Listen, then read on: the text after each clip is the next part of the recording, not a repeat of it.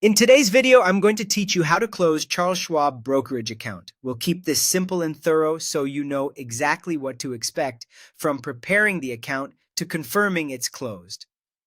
The most important thing to understand up front is that your account must be completely cleared before Schwab can shut it down.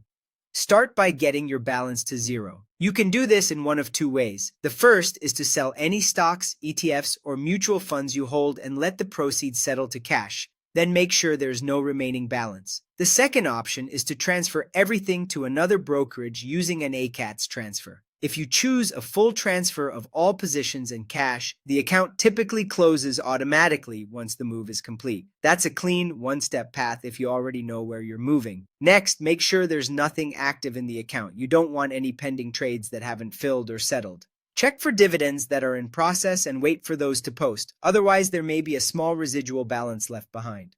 Turn off any recurring investments so new orders don't trigger while you're trying to close. And cancel open orders so nothing executes after you initiate the closure. With the account cleared and quiet, the most reliable way to finish is to call Schwab.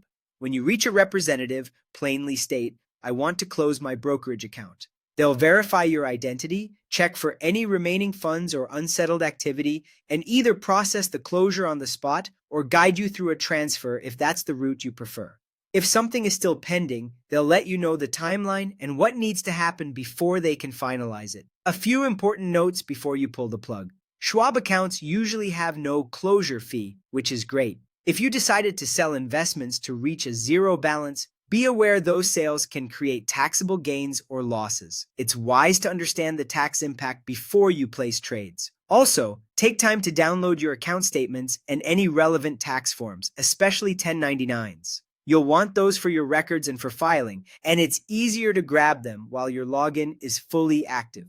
After the account is closed, you may still be able to access documents for a short time, but eventually your login will become limited. Keep copies of your downloads and any closure confirmation for your records. That's it. Clear the account, cancel anything active, call to close, and save your documents.